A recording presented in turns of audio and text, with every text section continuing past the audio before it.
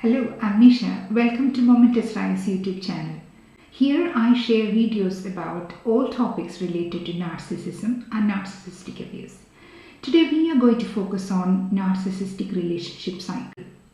The most confusing and painful part of being in a relationship with a narcissist is often not one single event, but the unpredictable and dramatic shift in their behavior.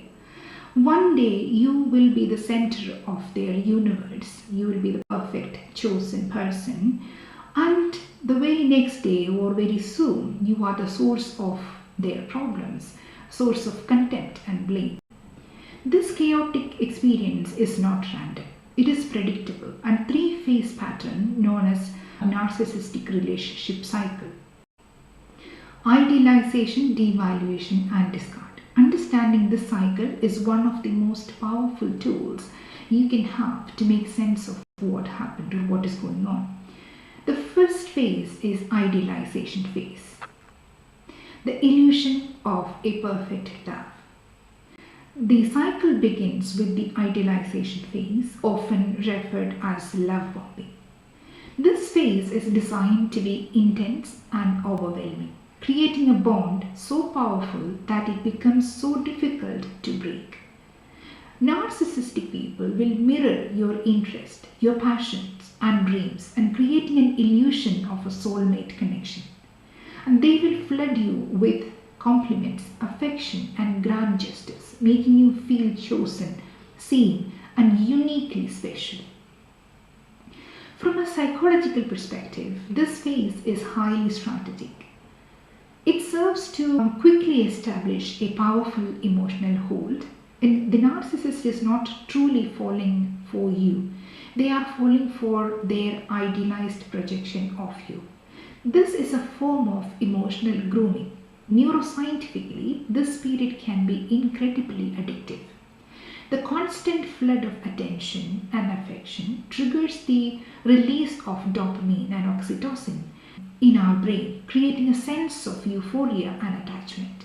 This strong, almost chemical bond is what makes the subsequent phase so disorienting and painful. The feeling of being on the pedestal creates an emotional high that you will desperately try to get back to as the relationship progresses. The second phase is the devaluation phase. That's when the cracks in the relationship will be seen. As soon as you are securely attached and the narcissist feel they have your loyalty, the devaluation phase begins. The illusion of perfection is no longer needed at this point in time. This shift is often subtle. The compliments are replaced with back-end remarks and subtle criticism. The intense admiration turns into passive-aggressive comments and their availability and affection becomes conditional. They will begin to withdraw emotionally, make you feel anxious and confused, constantly trying to figure out what did you do wrong. This phase is where gaslighting becomes the primary tool.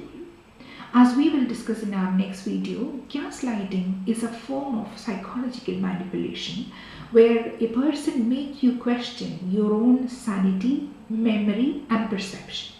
The narcissist will twist your words, deny the things they said and create a reality where you are always at fault. This is not about winning an argument, it's about controlling your reality. From a sociological standpoint, this devaluation phase works by isolating the survivor. The narcissist often turns friends and family against you or convince you that no one will truly understand or no one is truly understanding you. They systematically dismantle your support system, making you more and more dependent on them for validation and emotional regulation. The psychological impact of this phase is profound. The constant emotional whiplash leads to a state of chronic anxiety and hypervigilance. You are constantly walking on eggshells. desperately seeking to regain the affection and approval you received during the idealization phase. This is the foundation of trauma bonding, a powerful addictive bond that forms between the abuser and the survivor due to the cyclical pattern of intense reward, which is sort of love bombing, and the punishment, which is the devaluation.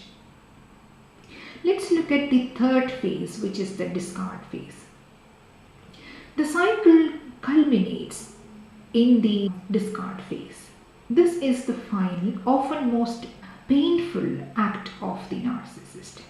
When they have extracted all emotional supply they can from you, or when you have finally pushed back and challenged their behavior, they may abruptly, without warning, end the relationship.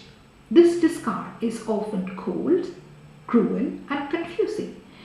You may be replaced almost instantly with a new partner or a new supply, leaving you feeling disposable and shattered.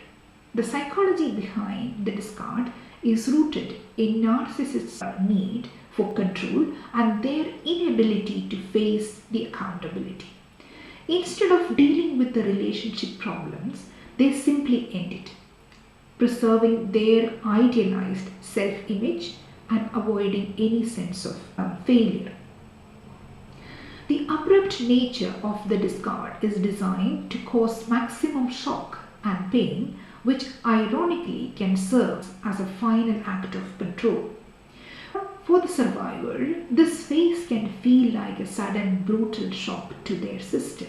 The trauma bond makes leaving impossible, but the discard phase makes that person feel like you are abandoned without warning. This is why many survivors are left with complex post-traumatic disorder or CPTSD, as their world went up and down by a person they thought they knew, they trusted, they really valued. Recognizing this cycle for what it is a predictable manipulative pattern, is a critical step in the healing process. The intense highs and lows you experience were not the sign of a passionate or complicated love story. They were the mechanics of the abuse. You being idealized, then devalued, and finally discarded is a purposeful strategy that has nothing to do with your worth as a person. The emotional damage from this cycle is real, and the confusion you feel is a direct and understandable response to it. I know uncovering these patterns can be painful, but I hope understanding the details behind them provide you with a sense of clarity and validation. If this information has resonated with you, the most impactful thing that you can do is share it with someone who might be navigating similar experience. In our next video, we will continue our exploration of narcissistic abuse. For those who are interested in diving deep, you can find the links to my newsletter and ebooks in the description below. Thank you for being here, and I will see you in the next video in the playlist. Take care.